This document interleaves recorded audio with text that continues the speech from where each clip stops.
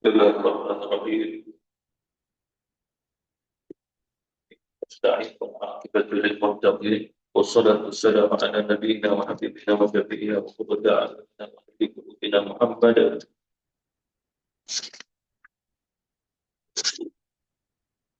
صبي قليل وبعد السلام عليكم ورحمة الله وبركاته.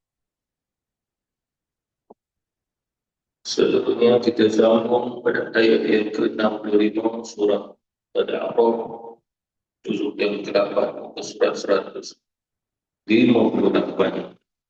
Allah Ta'ala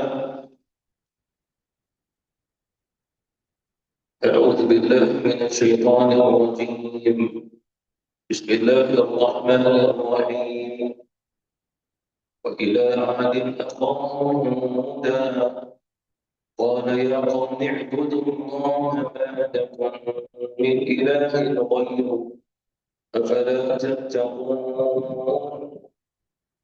قال الملأ الذين كفروا من قومه إنا لنراك في سفاهة وإنا لنظنك من الكاذبين قال يا قوم ليس بي سفاهة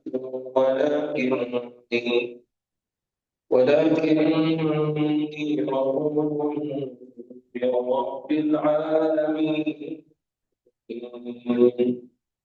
صلى الله عليه إلى عاد أخاهم هودا. Sebagai ulama memberi makna pada wow dengan makna permulaan kisah, tetapi dikaitkan dengan kisah sebelumnya, tetapi tidak menjadi maktub ataupun apa. Kalau terjadinya apa kisah ini, kisah Nabi Nuh belum selesai lagi. Padahal kisah Nabi Nuh telah ditutup dengannya innahum kanu qauman 'amin, ayat 64 selesai. Jadi oleh kerana itu Allah ini menunjukkan pada kisah yang baru, tetapi masih berkaitan dengan kisah sebelum ini, kisah dakwah Nabi Nuh alaihi salatu wassalam. Wa ila dan kepadanya Adin, satu kaum, satu keturunan yang bernama Ad. Akhahum Huda, maknanya diutus. Seperti pada ayat sebelumnya berkaitan dengan Nabi Nuh alaihi salatu wassalam, laqad arsalna Nuhan ila qaumihi. Jadi oleh kerana itulah Allah Subhanahu wa taala menyatakan wa ila 'adin akhahum Huda, dikaitkan juga sesungguhnya seperti mana kami telah mengutus Nuh kepada kaumnya, maka kami telah mengutusnya Hud kepada kaumnya yang bernama kaum Ad. Dan artinya adalah namanya manusia, nama orang. Tetapi walaupun dia nama, tidaklah dia hidup ketika mana hidupnya Nabi Hud alaihi salam. Dia tidak. Mereka adalah generasi. Jadi Ali ini adalah nenek moyang yang terdahulu. Dan Allah Subhanahu wa taala menisbahkan akhahum, saudara mereka. Jadi maksudnya di sini adalah ada hubungan persaudaraan, tetapi bukan hubungan yang seagama. Dan Ad ini tidak lagi daripada satu keturunan sampai kepada Nabi Nuh alaihi salatu wassalam, daripada anak Sam bin Nuh alaihi salatu wassalam. Dan sama antara manusia yang hidup dan selamat kerana dia berada bersama ayah anda di atas tersebut. Sam, Ham dan juga Yafid. Ada lagi anak-anak yang Kanaan sebagai orang yang dididakkan. Yang tiga itu saja. Sam, Ham dan juga Yafid. Dan daripada Sam bin Nuh inilah kebanyakan keluar orang-orang Arab daripada Sam bin Nuh. Manakala daripada Ham, seperti mana orang Barbar, manakala orang daripada keturunan Yafid seperti mana kita oleh kajian antara tiga itu Syam, Ham, dan juga Yafid yang agak elok perwatakan rupa tubuh adalah Syam bin Nuh alaihi wasallam disebutkan. Tetapi riwayat ini tidak dijadikan hujah kerana sebagian sahabat mengatakan bahawa semua Ya'juj dan Ma'juj keturunan yang Yafid bin Nuh. Jadi keturunan itu dia berterusan disebabkan dia cuba yang itu di akhir zaman. Maknanya keturunan daripada keturunan sejak itu sampai pada Yafid bin Nuh alaihi wasallam ini masih ada sampai hari kiamat, seperti pada keturunan Nabi itu daripada Syam sampai hari kiamat, begitu juga sampai hari kiamat. Coba dalam kajian mengatakan orang Melayu ini kemungkinan dua percampuran Syam dan Yafid. Disebabkan keturunan yang ini orang murid yang sama pandang kekuning-kuningan, tapi Syam itu agak cerah. Itu dalam riwayat demikian. Jadi ceritanya Ad ini adalah nenek moyang yang terdahulu, keturunan. Dan di sini Ad adalah bukannya bangsa, tetapi adalah satu kaum. Kerana kaum itu jauh lebih luas, maknanya berbanding yang bangsa. Disebabkan apabila dikaitkan dengan bangsa, maka dikaitkan dengan satu bangsa. Bangsa ini, bangsa itu, bangsa itu. Tetapi bila dikaitkan dengan kaum, maka bangsa, seluruh bangsa berada di dalamnya. Ad itu namanya Ad bin Iram, bin Haus, bin Sam, bin Nuh, bin sampai ke Nabi Adam alaihi salatu wassalam. Dan Nabi Hud alaihi salatu wassalam yang kita tahu jadi keturunannya juga sampai ke Ad itu. Yang mana mereka ini dah ada 9 generasi kehidupan mereka. 9 generasi, sebagian orang mengatakan 7 generasi. Yang mana 7 generasi ini juga hampir 1000 tahun kehidupan mereka. Dan Ad ini pernah menjadi raja. Ad bin Iram. Dan mereka hidup di padang-padang pasir di mana adanya gunung pasir. Dan dia berada di Yaman pada hari ini di Al-Ahqaf. Hari ini Al-Ahqaf itu di Hadramaut antara Oman dan sampai ke Yaman Hadramaut. Itu tempat. Dan dia berada di padang pasir. Tanah merah. Padang pasir tapi tanah merah. Di gunung-gunung. Dan mereka mempunyai kecanggihan berjalan tersebut dengan pembinaan rumah-rumah seperti mana istana walaupun di tengah padang pasir dengan tanah dan pasir. Dan Allah SWT memberi kekuatan kepada mereka, kekuatan yang sungguh luar biasa. Bahkan kata Abdullah bin Abbas, ketinggian mereka itu mencapai 100 hasta. Paling rendah anak-anak mereka pun 60 hasta. Yang mana 60 hasta ini adalah sama dengan tinggi Nabi Adam alaihi wasallam. Maka Allah mengistimewakan mereka dengan kekuatan ketinggian melebihi daripada manusia yang pernah ada ataupun setelahnya. Yang lain pula, pembinaan mereka di tengah padang pasir, di gunung pasir tersebut, sehingga hari ini tidak ada manusia yang mampu ataupun boleh membina rumah bangunan seperti mana pernah mereka lakukan, pernah mereka membina. Seperti mana Allah SWT sebutkan Quran. Dalam surah Kaifa fa'ala rabbuka bi'ad irama dhatil 'imad allati lam yukhlaq mithluha fil bilad. Apakah kamu tidak melihat bagaimana Allah SWT bertindak kepada kaum 'Ad, irama dhatil 'imad, kaum 'Ad, irama dhatil 'imad, pada kaum yang keturunan Irama dhatil 'imad. Imad adalah bangunan-bangunan yang tinggi, yang sungguh luar biasa.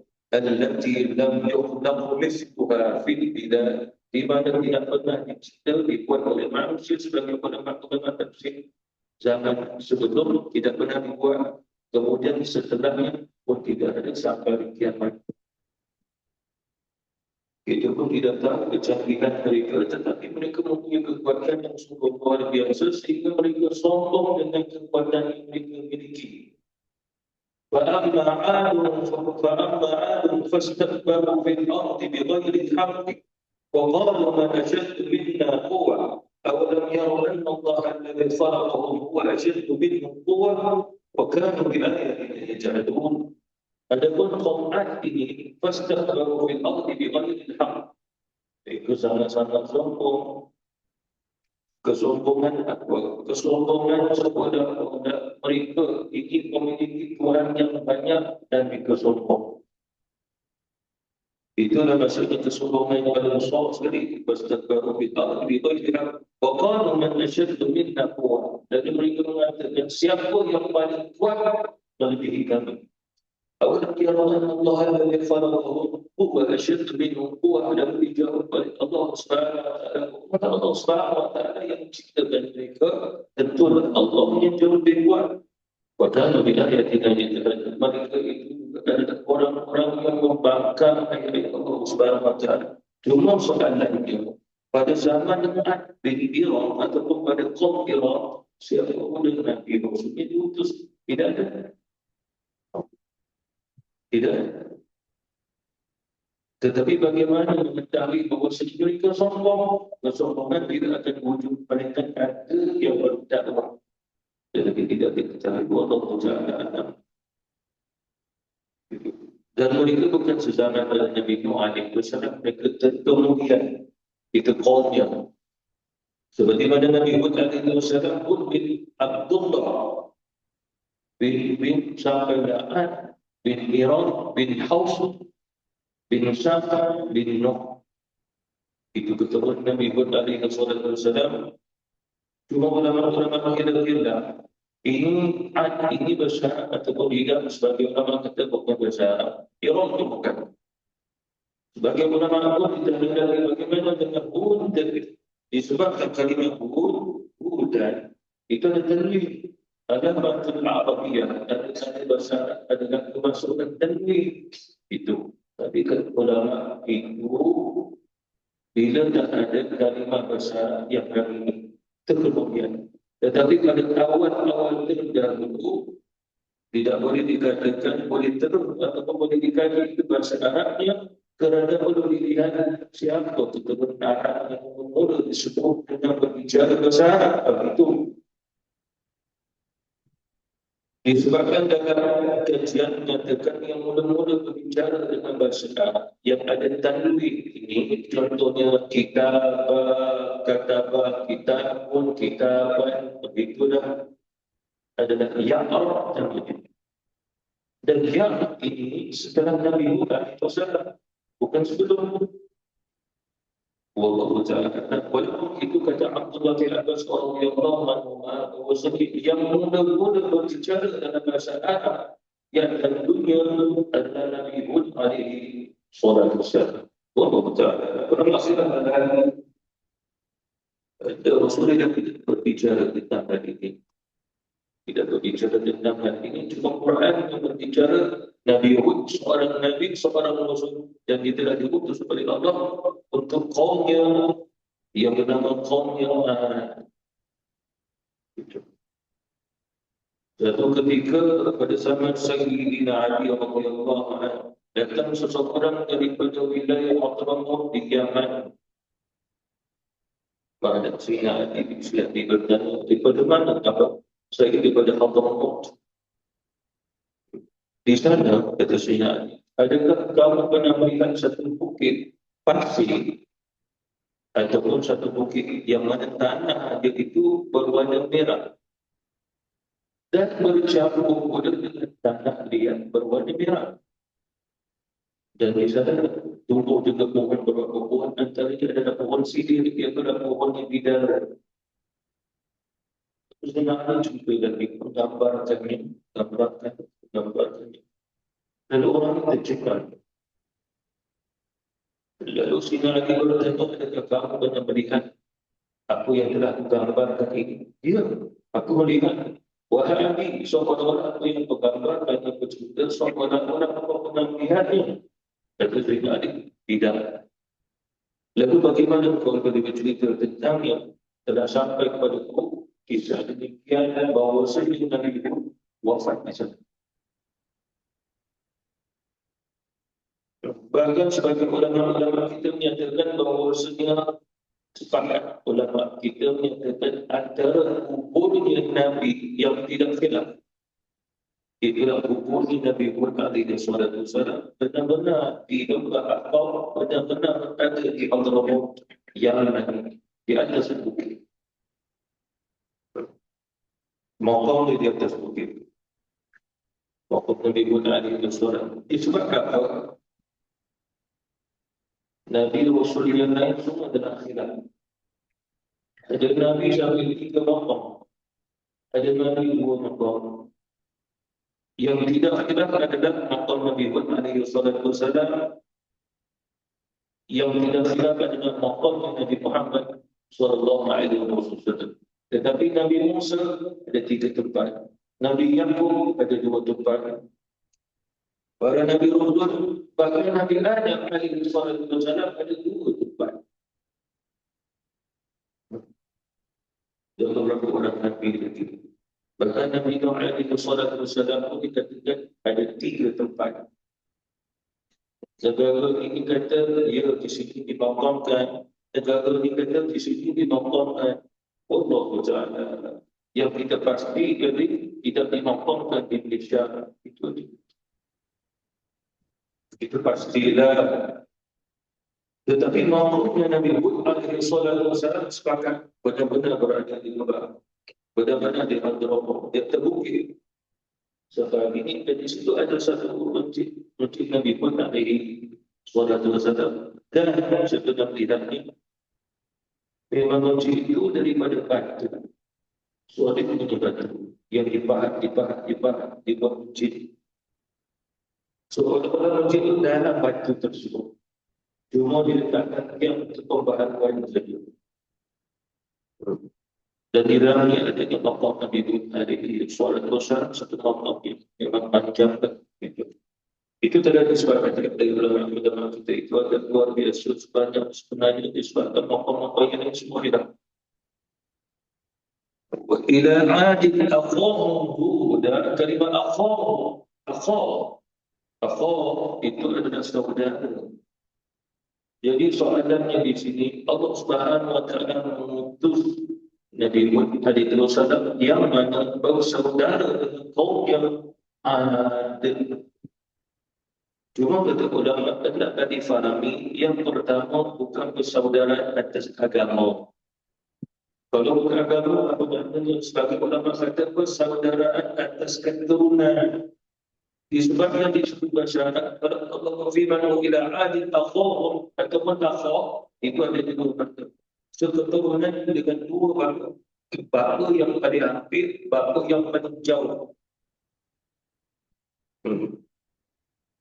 Bapa yang paling hampir adalah mana menunjukkan bahawa Allah Subhanahu wa taala Nabi Hud di tengah-tengah kaum yang mana semua adalah keturunan Ad. Nabi Hud keturunan Ad. Jadi orang yang kufur kepada Allah itu pun keturunan Ad. Jadi akhahum di situ. Seketurunan tetapi bukan seagama.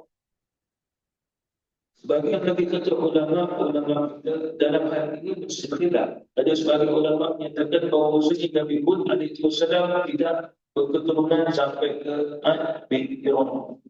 Ada ulama menyatakan demikian. Kalau begitu, ini akhah saudara mereka nak disadarkan pada siapa? Ulama kata bapa awal Adam alaihissalam.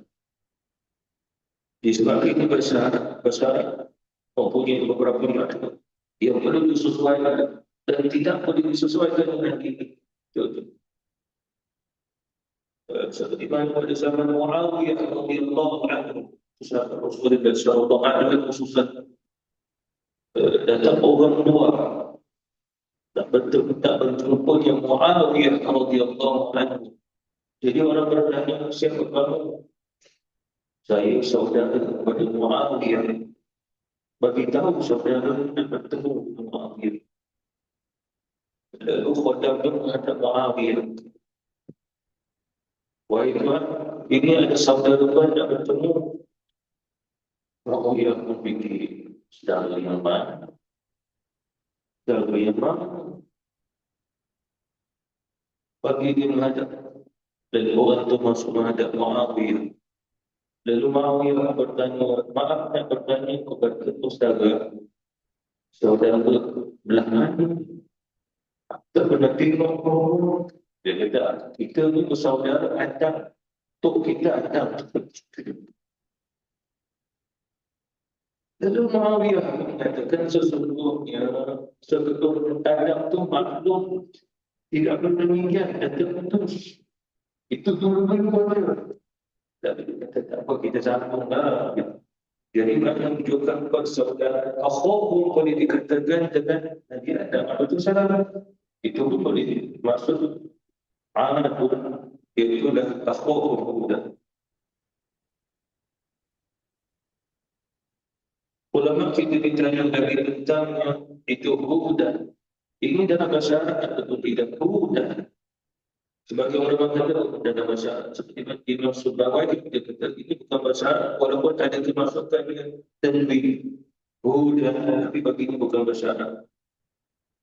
Sebagian lagi mengatakan hudan itu bahasa Arab. Ulama kita sebut. Disebabkan Quran memang bahasa Arab. Tetapi apabila bahasa tersebut tidak ada pada zaman Rasulullah SAW, maka mungkin diambil daripada zaman yang terdahulu. Cuma dibawa pada zaman Rasulullah. Kaedah yang begitu. Kaedah Quran begitu. Oleh kerana itu, kalau kita belajar Lughatul Quran, bahasa Quran, maka kita akan mendapati di dalam Quran bahasa Rum pun ada, bahasa Yunani pun ada, bahasa Parsi pun ada, bahasa Hindi pun ada, bahasa Kapsi pun ada, bahasa Sudan pun ada, bahasa Hijaz pun ada, dan beberapa bahasa dalam Quran seluruhnya. Cuma kita mendalami, kita bertemu dengan bahasa tersebut. Dan pertanyaan Allah Subhanahu wa taala mengutus Nabi Hud alaihi wasallam kepada kaum Jil'ad itu. Lalu dikatakan ulama berdasarkan ayat ini diambil kisah seperti mana ayat terus-terusnya. Qala ya qaumi ibudullaha ma lakum min ilahin ghairuh. Menunjukkan ya qaumi ibudullah, wahai kaum sekalian sembah Allah. Ini menunjukkan bahawa sesi taat pada ketika itu tidak menyembah Allah tetapi menyembah berhala. Dan berhala yang mereka buat adalah daripada batu-batu gunung yang dilipat dan disembah. Itu. Bahkan cuba kita bayangkan tinggi mereka itu 100 hasta. Zira'an ini siapa? Ini 100. Ini hasil kita. Kalau kita ambil contoh saja, 100 itu satu kita. Tak 100 meter tinggi dia. Walaupun 100 meter tinggi orang tersebut. Tetapi mereka membuat Tuhan mereka, dewa mereka, dan diri dan sok. Sebagian lagi kata ulama-ulama kita bahawa sebenarnya ada di antara mereka mengenai kembali dengan apa yang pernah disembah pada zaman Nabi Nuh alaihi wasallam.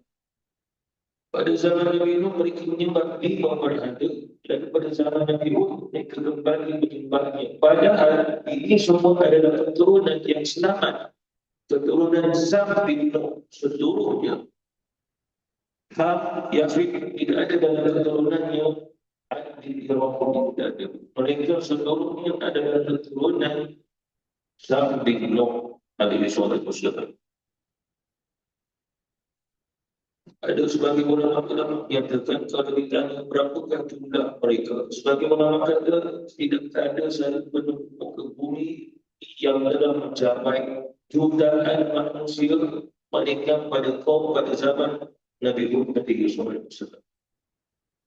Pada zaman Nabi Nuh tidak sampai ke situ, tetapi pada zaman Nabi Hud alaihi wasallam manusia telah mencapai puluhan bahkan ratusan juta manusia pada ketika itu. Ini boleh tidak dalam tafsir Qurtubi, satu jumlah yang sangat-sangat banyak ketika itu. Itu kita tidak tahu bagaimana ulama mengiranya, tetapi mungkin ada riwayat yang menyebut demikian. Jadi Allah Subhanahu wa Ta'ala mengutus mereka ketika mana di tengah-tengah kehidupan mereka itu sedang asyik menyembah patung-patung yang disebut sebagai berhala. Lalu Nabi Nuh alaihi wasallam perintah, wahai kaum sekalian, sembahlah Allah, tidaklah ada selain pada tidaklah ada Tuhan selain pada Allah Subhanahu wa Ta'ala.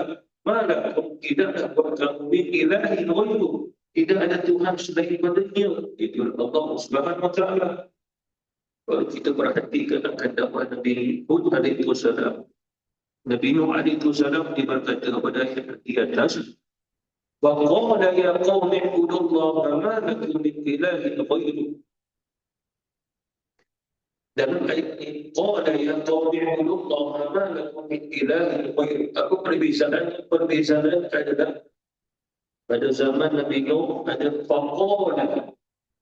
Dakwah Nabi Hud alaihi wasallam tidak ada. Kerana kita mengambil usul di seluruh bahasa Arab. Laqad arsalna Nuhan ila qaumi, sesungguhnya kami telah mengutus Nuh kepada kaumnya, faqala. Kedua kata. Apa maknanya di sini? Maknanya faqala adalah perkara yang baru dilakukan pada ketika itu yang tak pernah berlaku sebelum. Jadi fungsi urfa adalah permulaan berlaku. Maka Allah mengutus Nabi Nuh alaihi wasallam. Tetapi dakwah Nabi Hud alaihi wasallam, wa ila 'adin aqawm huda qala ya qaumi Allah, dan tidak disebut qala saja, dan tidak ada fa. Agaknya kerana perkara ini berlangsung yang sama. Pada zaman Nabi Nuh langsung tak pernah berlaku manusia berada. Jadi oleh kerana itu Allah Subhanahu wa Ta'ala tidak sebut qala, tetapi Allah Subhanahu wa Ta'ala sebut qala saja. Dan qala disebut bentuk besar. Kalau qala ia ada waktu-waktu. Sampai satu peringkat Allah kata, wahai Nuh, aku utusmu jadi rasulku, tidaklah kepada kaum pagi, petang, siang, malam, pergi, barulah diberi dakwah. Tetapi tentang dakwah Nabi Hud alaihi wasallam, Allah Subhanahu wa Ta'ala utus saja Nabi Hud, bermakna waktu Nabi Hud alaihi wasallam lahir, kaum Ad telah menyembah berhala. Jadi Nabi Hud alaihi wasallam membesar dalam keadaan suasana manusia telah menyembah berhala. Tetapi pada zaman Nabi Nuh, dia lahir, semua manusia beriman, tak ada menyembah berhala. Sehingga dah sampai ke satu waktu barulah mereka menyembah berhala. Pada zaman Nabi Hud memang telah menyembah berhala. Sembah Allah, tidaklah ada kamu selain daripada Allah Subhanahu wa Ta'ala. Ada tidak ada Tuhan melainkan Allah Subhanahu wa Ta'ala, min ilahin ghairuh. Dan kata ulama, Allah turunkan ayat ini juga ada untuk Rasulullah sallallahu alaihi wasallam. Mengatakannya ini sama kisah kaum Quraisy ditukar. Kisah yang sama. Maka kerana Rasulullah dari dalam keadaan masyarakat Arab memang telah menyembah berhala dan lagi banyak berhala. Pada zaman Nabi Nuh, pada zaman Nabi Hud, berhalanya tidak sampai 10 berhala. Pada zaman yang Rasulullah manusia menyembah lebih 300 berhala. Itu. Jadi oleh kerana itu Rasulullah SAW diutus oleh Allah untuk menyeru mereka kembali kepada Allah. Cuma persoalannya di sini, ya qaumi ibudullah ma lakum min ilahin ghairuh, sembahlah Allah. Seruan ini adakah menyebabkan kaum Nabi Hud alaihi wasallam faham artinya sembah Allah dan tidak ada Tuhan melainkan Allah wahdahu. Adakah mereka memahami jawapan tidak? Mengapa? Kerana apa yang mereka lihat pada Nabi Musa waktu ini datang dengan orang yang menunggu, orang yang bodoh saja. Mana mungkin Tuhan itu sekadar ilahan wahidah. Tetap alihatan ilahan wahidah. Adakah perlu atau apa Tuhan sekadar wahidah satu? Takkan Tuhan satu. Akan dunia ini macam-macam. Mesti ada Tuhan malam, Tuhan siang, Tuhan langit, Tuhan bumi, Tuhan laut, Tuhan sungai. Tuhan yang bagi makan, Tuhan yang bagi minum. Oh, kita tak boleh satu Tuhan. Ini sama dengan tengok masyarakat Quraisy pada ketika itu pun sama. Faqal taj'al alihatan ilahan wahidah. Itu. Afala tattaqun? Lalu Nabi Muhammad SAW mengatakan, mengapa saja kamu tidak mahu bertakwa? Tetapi pada zaman Nabi Nuh dia takwa. Inni akhafu alaikum azab yawmin 'adzim. Sesungguhnya aku takut akan sesuatu yang berlaku kepada kamu dengan satu azab yang sungguh-sungguh besar. Tetapi pada dakwah Nabi Hud alaihissalam tidak ada mereka yang kata apalah tattaqun. Ini menunjukkan bahawa mereka adalah keturunan yang telah mengetahui apa yang berlaku sebelum ini, iaitu dalam banjir besar pada zaman Nabi Nuh alaihissalam.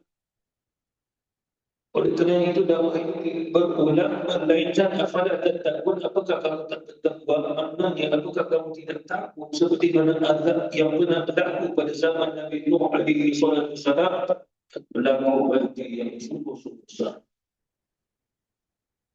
Jadi itu pasal disebut apalah tattaqun dan tidak disebut seperti mana kata Nabi Hud, Nabi Nuh, inni akhafu alaikum azab yawmin 'adzim. Dia tahu Allah beritahu, ya Nuh, aku bagi tahu kepadamu bahawa umatmu akan aku binasakan yang di dunia ini lagi. Jadi Nabi Nuh alaihissalam tahu, tetapi tentang Nabi Hud dia tidak perlu ilmu tersebut. Melainkan dia tahu akan berlaku yang sama sekiranya kaum yang berlaku seperti mana yang berlaku pada zaman Nabi Nuh alaihissalam. Lalu oleh kerana itu banyak kata asalat tattaqun, mengapa kamu tak mengambil iktibar terhadap apa yang pernah berlaku pada zaman sebelum kamu, itu pada zaman Nabi Nuh alaihissalam. قال الملأ الذين كفروا من قومه إنا لنراك في سفاهة. Telah berkatanya pemuka-pemuka, tokoh-tokoh masyarakat, dan mereka semua itu kafir daripada kaum itu, kembali pada taat itu. Inna lanaraka, sesungguhnya kami semua, makna mengucapkan bahawasanya apa yang mereka bicarakan sefikrah antara mereka.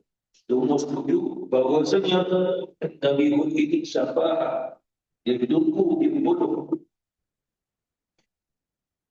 Dan perkara ini difahami oleh Nabi Hud alaihissalam kerana sebagai ulama menafsirkan wa'ila adil akhawam Hud, kerana apa?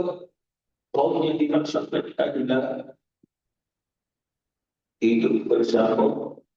Jenis makanannya sama, bercucuk tanam bersama-sama, mendenak haiwan bersama-sama, membina rumah bersama-sama, terus bahasa yang sama. Semua sama. Lalu bila saja di antara pemuka-pemuka ini mengatakan, wahai Nuh, sesungguhnya kami benar-benar melihat kau adalah seorang yang sabar, dan jemaah juga adalah bodoh atau tumpu. Jadi mengapa mereka mengatakan sabar? Kerana Nabi Nuh alaihissalam menyuruh mereka untuk sekadar menyembah Allah, sedangkan ada Tuhan lain selain Allah Subhanahu wa taala. Cuma soalannya ini, adakah mereka itu mengenal Allah? Jawabannya iya. Seperti mana zaman Nabi Nuh alaihissalam, Mereka syirik kepada Allah sedangkan mereka pernah menyembah Allah. Dia mereka syirik. Dan mereka mengenal Allah sebagai ilah, sebagai Tuhan yang disembah. Begitu juga pada Nabi, waktu Allah mengutus Nabi Hud alaihi wasallam tidak lain kerana mereka mengenali Allah sebagai Tuhan yang disembah. Tetapi mereka juga mencari Tuhan yang lain agar ilallah zulfa seperti mana kita sejelaskan sebelumnya. Mengapa kamu sembah selain pada Allah? Ma na'budu illa liqarribuna ila Allah zulfa. Tidaklah kami menyembah berhala ini melainkan untuk kami hampir kepada Allah sehampir-hampirnya. Jadi begitu juga berlaku pada zaman Nabi Hud alaihi wasallam. Syafa'ah adalah bodoh disebabkan Nabi Nuh alaihi wasallam menyuruh manusia kepada Allah saja. Bodoh. Itu kata siapa? Kata orang yang jauh dari musuh. Nabi Nuh alaihi wasallam tidak bodoh. Nabi Hud tidak bodoh. Semua para nabi Allah tidak bodoh. Cuma ulama ditanya akun yang makna syafa'ah dengan tolak disebabkan pada Nabi Nuh, dia kata qala al-mala'u alladhi min qawmi qala al-mala'u min qawmi inna lanaraka fi dhalalin mubin. Tetapi untuk Nabi Hud alaihi wasallam inna lanaraka fi safah. Perbezaan untuk Nabi Nuh dhalal kesesatan, untuk Nabi Hud safahati bodoh. Aku maknanya di sini dari ulama kerana pada zaman Nabi Nuh alaihi wasallam manusia baru yang bermula sembah selain Allah. Bila Nabi Nuh alaihi wasallam datang dakwah, kamu telah menyembah selain Allah, tinggal kesembahan itu dengan Allah. Sembahlah Allah Tuhan kamu dan tidak ada Tuhan dengan dia. Wahai Nuh, kami melihat kau dalam keadaan dhalal, kau sesat. Apa maknanya di sini? Kata ulama kesesatan dengan kebodohan ada perbezaan. Walaupun keduanya dibentuk oleh manusia yang syirik kepada Allah Subhanahu wa taala. Bila disebutnya dhalal, ini juga yang berbicara dhalal itu. Dia telah tersesat, dia telah jauh dari mereka akan memberi agama. Berbina dia, memperluaskan dia. Sampai jadi sehingga mereka disebut dhalal. Tetapi kalau sekiranya bodoh hanya sekadar diringankan kata ulama berbanding dhalal. Sebagai ulama kata safa'ah bodoh itu dia topik yang agak ringan berbanding yang dhalal itu lebih berat. Itu sebagai ulama berbahasa tafsir begitu. Wa inna lanadunuka minal kadhibin. Dan sesungguhnya benar-benar kami melihatmu wahai Nuh dalam keadaannya dari berdusta. Kenapa yang kau cakapkan pada kami, kau yang kau sampaikan kepada kami itu semua berdustaan saja. Cuma disebut Allah lanadunnu zon di situ. Zon ini adalah satu sangkaan tidak pasti. Tetapi disebut ilmu balaghah zon menjadi satu keyakinan. Itu. Jadi bila ditafsirkan sesungguhnya kami melihatmu dengan penuh keyakinan bahawasanya engkau seorang pendusta. Bagaimana pendusta? Disebabkan seorang ini yang mereka tidak pernah menyampaikan yang sama seperti mana yang disampaikan Nabi Hud alaihi wasallam. Lalu maknanya di sini seperti mana contoh mudah bagi kita. Allah Tuhan kita dan bagi orang dari Tuhan setiap Allah dan kita kata kau berdusta. Itu. Jadi mukhalafahnya adalah Nabi Nuh alaihi wasallam pun beritahu, Nabi Hud alaihi wasallam pun beritahu Allah Tuhan kamu. Sebab dia tidak ada Tuhan selain Allah. Wahai Hud, kau berdusta. Sesungguhnya ini yang kamu mengajar kami memiliki beberapa Tuhan. Mana berdusta adalah apa yang mereka terima pada nenek moyang tidak sama seperti mana yang disampaikan kepada Nabi Hud alaihi wasallam. Maka dia berdusta. Seperti mana contoh datang seseorang kepada kita kenalan dan sekali dia beritahu nak tahu tak siapa saya? Siapa? Saya Rasul. Nama ke memang Rasul betul? Rasul betul. Pada Nabi dah tu. Oh bukan Nabi bin Rasul, Rasul bin Nabi. Kan? Cuma ada orang Rasul, ada orang Nabi. Betul saya Rasul. Lalu apa yang kita katakan kamu berdusta. Kamu berdusta. Jadi kita dilihat yang benar. Tetapi pada zaman Nabi Nuh, pada zaman Nabi Hud, itu tidak. Bahkan orang yang berpegang teguh dengan ajaran nenek moyang, itu yang dikatakan dia benar. Sedangkan orang yang menentang mereka daripada ajaran agama nenek moyang dikatakan tolak, safahah, kemudian adalah kafir, berdusta. Jadi di sini Allah Subhanahu Wa Taala bagi tahu kepada kita ciri-ciri orang yang sesat. Dia akan menandakan orang lain sesat, bukan dia. Ciri-ciri orang yang jahil bodoh, dia akan orang itu bodoh dan jahil.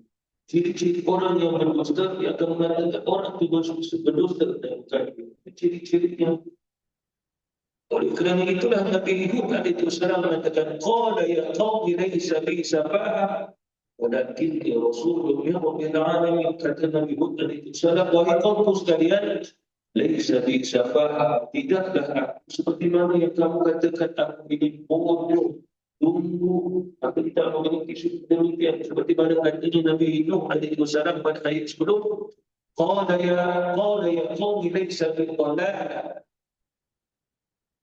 Kaum Nabi Nuh mengatakan, wahai Nuh, kesesatan. Zaman Nabi Hud, wahai Hud, pembodoh. Lalu, laisa bi sabah. Laisa bi menunjukkan di sini, laisa untuk keseluruhan. Sebenarnya tidak ada langsung kebodohan bagi seorang Nabi dan Rasul. Tidak ada langsung. Tetapi ada orang ini kata, betul-betul seorang Nabi tahu semua, Rasul tahu semua. Agak-agak kalau kita bagi dia soalan matematik, Nabi Rasul boleh jawab. Orang ini tidak menghormati perkataan, termasuk orang Nabi dan Rasul kerana berbicara demikian. Kerana itu pembicaraan kecil. Ini pembicaraan apa? Pembicaraan untuk teman kepada manusia saja. Sedangkan seorang Nabi Rasul mengenalkan manusia kepada Allah Subhanahu Wa Taala sangat memberi manfaat. Kalau boleh menjawab atau tidak soalan matematik tentang manusia itu kafir itu. Ada yang boleh menjawab tentang kafir, yang tak dijawab boleh mukmin. Tetapi tentang seorang Nabi Rasul bila disampaikan orang tengok hari syurga. Begitu mana ada orang boleh menjawab soalan matematik dari syurga? Tapi orang mengikut seorang Nabi, dia ada syurga. Begitu. Jadi tidak perlu menyatakan masalah soalan demikian. Walakinni Rasulun min Rabbil Alamin. Akan tetapi aku ini hakikat. Walakinni hakikat. Bukannya saja macam biasa. Rasulun min Rabbil Alamin. Seorang Rasul utusan daripada Tuhan sekalian alam. Rabbil Alamin menunjukkan bahawa tidak ada Tuhan selain pada Allah. Kerana bila disebutkan Al-Alamin, Tuhan seluruh ini. Dan untuk membatalkan, menolak ada Tuhan selain pada Allah Subhanahu Wa Taala. Dan sebagai kata ulama, Rabbil Alamin adalah Tuhan pencipta alam semesta dan seluruhnya. Jadi tidak ada Tuhan lain selain Allah, Tuhan semesta alam ini. Wallahu ta'ala a'lam. Assalamualaikum warahmatullahi wabarakatuh.